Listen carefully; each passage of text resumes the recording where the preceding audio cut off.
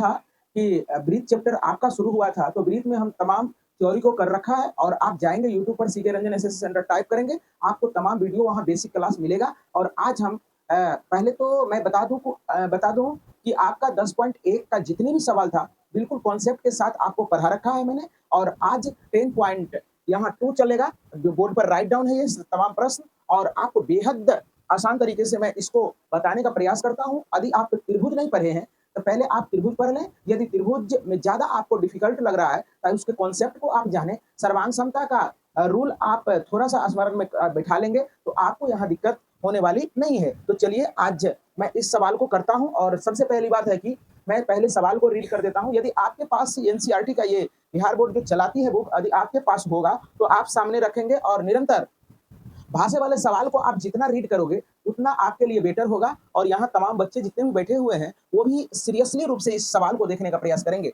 तो चलो देखो, सवाल को मैं रीड कर दे रहा हूँ। कहता है याद कीजिए 2 वृत्त सर्वांगसम होते हैं। कहता है यदि उसकी त्रिज्या बराबर हो, कहता है सिद्ध कीजिए कि सर्वांगसम वृत्तों की बराबर जीवा उसके केंद्र पर बराबर कोण अंतरित करता है। ध्यान से समझने का प्रयास करें।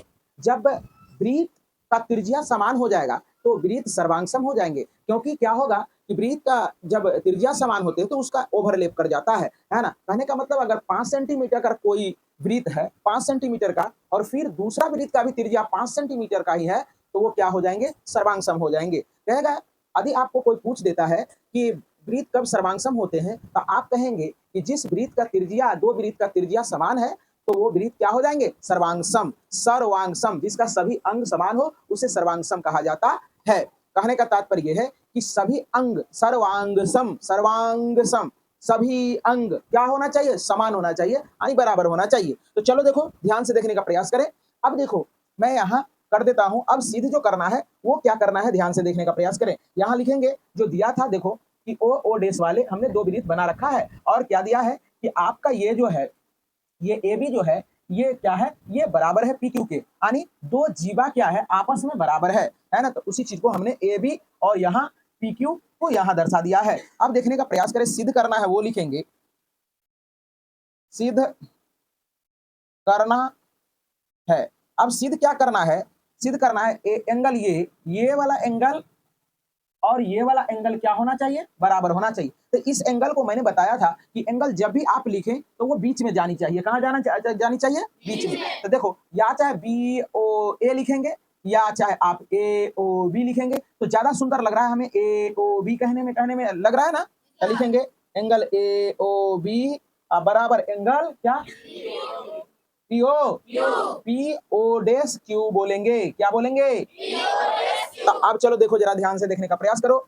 लिखेंगे त्रिभुज ए ओ बी और त्रिभुज पी ओ क्यू में, दिख रहा है क्या नीचे? है ना, पी ओ क्यू में। तो जरा देखो, जरा सा, ये तो बराबर दिया हुआ है, पहले से दिया हुआ है या नहीं दिया है? तो आप क्या लिखोगे कि ए बी जो है, ए बी ये बराबर हो जाएंगे किसके? बोलते नहीं हो? पी क्यू के। अब जरा सा देखो, ये तो त्रिज्या है ना, और ये त्रिज्या है ना, ये त्रिज्या है ना। तो अब जरा सा देखो, ध्यान से देखने का प्रयास करेंगे। अब कहता है सर्वांगसम वृत्त है। क्या ये दोनों? तो सर्वांगसम ये दोनों वृत्त है, तो सर्वांगसम वृत्त है, तो त्रिज्या बराबर होंगे। क्या होंगे? अभी आपको हमने बताया कि सर्वांगसम वृत्त के त्रिज्या आपस में बराबर होते हैं। इसका मतलब जितना ये तो त्रिज्या है, ये भी त्रिज्या है, ये भी त्रिज्या है, ये भी त्रिज्या है, और दोनों वृत्त क्या है? सर्वांगसम है। सर्वांगसम का हमने सिंबल भी यहाँ लगा रखा है। तो चलो देखो, ए ओ पी ओ डेश के बराबर हो जाएगा, और बी ओ क्या हो जाएगा? क्यू ओ डेश के बराबर होगा या नहीं होगा? तो लिखेंगे क्या? यहाँ तक दिखाई पड़ रहा है? तो क्या हो जाएगा? ए ओ बराबर होगा किसके? पी ओ डेश के, और ओ बी चाहे बी ओ क्या रे? बी ओ किसके बराबर हो जाएगा? क्या? क्यू ओ डेश के। अब जरा सा देखो, यही कंडीशन तो हम पढ़े हैं, यही कंडीशन तो हमने पढ़ रखा है कि एस एस एस हो गया। यहाँ कौन सा प्रमेय लग जाएगा? लिख देंगे इसीलिए एस एस एस सर्वांग समता। क्या? सर्वांग समता नियम से। क्या रे? नियम से त्रिभुज ए ओ बी क्या, ए ओ बी सर्वांग सम हो जाएंगे त्रिभुज किसके, P O Q, P O डेस क्यू के, किसके, तो अब हम जानते हैं कि सर्वांग सम त्रिभुज, जब हम सर्वांग सम सिद्ध कर रखे हैं, सर्वांग सम जब सिद्ध हो गया इसका मतलब है सर्वांग सम त्रिभुज के क्या होते हैं, भुजा भी संगत भुजा भी बराबर होता है, संगत कोण भी बराबर हो जाता है। तो लिख देंगे अतः, क्या लिख देंगे, अतः। आप बताओ कि ये कोण इस कोण के बराबर होगा कि नहीं होगा, तो इसलिए ए ओ बी क्या, ए ओ बी बराबर हो जाएंगे पी ओ डेस क्यू, क्या रे, पी ओ डेस क्यू के। बस यही सिद्ध करना था। उम्मीद करते हैं कि आपको समझ में आया होगा बहुत बेहतरीन ढंग से। आइए अब दूसरे नंबर का सवाल को देखने का प्रयास करते हैं, और दूसरे नंबर का सवाल उसी का अपोजिट है। जैसे कि अभी दिया गया था क्या कि दो सर्वांग सम, ये सर्वांग सम वृत्त है, तो सर्वांग सम वृत्त में आपका क्या दिया था कि जीवा बराबर है, और इस बार क्या कहा है, क्या देखो सुनने का प्रयास करेंगे आप, समझ में आ जाएगा बेहतरीन ढंग से। इस बार क्या कहा है कि आपका एंगल सर्वांग सम, ये त्रिभुज जो है ना, सॉरी माफ कीजिएगा, ये वृत्त जो है ये सर्वांग सम दिया है, तो सर्वांग सम का हमने यहाँ क्या सिंबल लगा रखा है, और कहा है क्या, पहले वाले सवाल में कहा गया था ये ए बी जीवा और पी क्यू जीवा बराबर था। इस बार कहा है कि आपका कहा था क्या ये जीवा बराबर है, तो ये एंगल बराबर करने के लिए कहा गया था। इस बार क्या कहा है कि आपका ये एंगल बराबर है, यहां देखने का प्रयास करें सारे बच्चे, ये क्या है कि ये एंगल बराबर दिया गया है, तो कहता है जीवा सिद्ध कीजिए कि क्या जीवा बराबर होंगे। तो आप जानते हो कि वृत्त सर्वांग सम है तो त्रिज्या बराबर होंगे, और त्रिज्या जब बराबर होंगे तो हम लोग क्या करेंगे, इस दोनों त्रिभुज को आदि सर्वांग सम सिद्ध कर देते हैं, तो स्वतः है कि इसका क्या हो जाएगा, जीवा क्या हो जाएंगे, दोनों का बराबर हो जाएंगे। तो समझ में आ गया होगा, यहाँ देखने का प्रयास करें, यहाँ जितने भी बच्चे बैठे हुए हैं सीरियसली रहे क्लास में।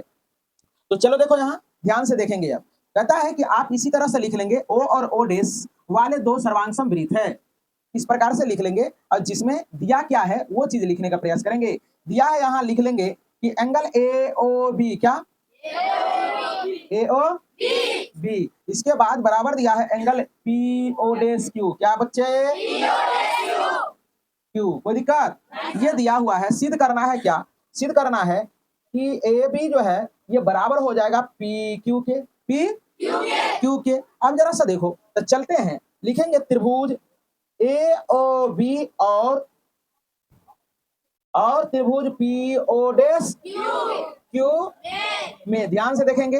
अब जरा सा देखो, इसमें जो दिया हुआ है और जो आपको सिद्ध करनी है वो चीजों को हमने क्या किया, लिख दिया है। अब देखो जरा सा, ये त्रिभुज और ये त्रिभुज में चलेंगे तो क्या होगा कि आपका एंगल बराबर है दिया हुआ, तो अब देखो लिखेंगे कि ए ओ, क्या ए ओ ये त्रिज्या है, ये त्रिज्या इसके बराबर हो जाएगा, है ना। तो यहाँ क्या लिखेगा, बराबर क्या हो जाएगा, पी ओ डेस, क्या हो जाएगा, पी ओ डेस होगा। इसके बाद जरा सा देखो बी ओ बराबर क्या हो जाएगा, क्यू ओ डेस हो जाएगा, होगा या नहीं होगा। और जरा सा देखो एंगल क्या है, एंगल ए ओ बी, क्या रे, ये लिख देंगे, इसमें लिख देंगे त्रिज्या के कारण, क्या, सर्वांग सम त्रिभुज के त्रिज्या, सर्वांग सम त्रिभुज का त्रिज्या, क्या, त्रिज्या। अब देखो जरा सा एंगल ए ओ बी, क्या ए ओ बी बराबर हो जाएंगे पी ओ डेस क्यू, क्या रे, पी ओ डेस क्यू, ये दिया था, क्या दिया है, दिया है। अब जरा सा कौन सा प्रमेय लग जाएगा इसमें बताएंगे जरा सा सारे बच्चे, लिखेंगे इसीलिए एस ए एस, क्या एस ए एस सर्वांग समता नियम से, नियम से क्या हो जाएगा, त्रिभुज ए ओ बी, क्या ए ओ बी सर्वांग सम हो जाएंगे त्रिभुज पी ओ क्यू के, पी ओ डेस क्यू के, हो जाएगा ना, समझ में आ रहा है बच्चे। हाँ ये हो गया। अब सर्वांग सम त्रिभुज के क्या होते हैं, संगत भुजा क्या होते हैं, बराबर होते हैं। तो लिखेंगे अतः, अतः अब ये इसके बराबर है, ये इसके बराबर है, सर्वांग सम हो गया, तो ये कौन इसके बराबर हो सकते हैं। अब तो ये भुजा क्या हो जाएंगे, इसके बराबर हो जाएंगे कि नहीं हो जाएंगे, ये हो जाएंगे। तो लिख देंगे अतः ए बी बराबर क्या हो जाएंगे, पी क्यू के। यही हो गया सिद्ध, ध्यान से समझे।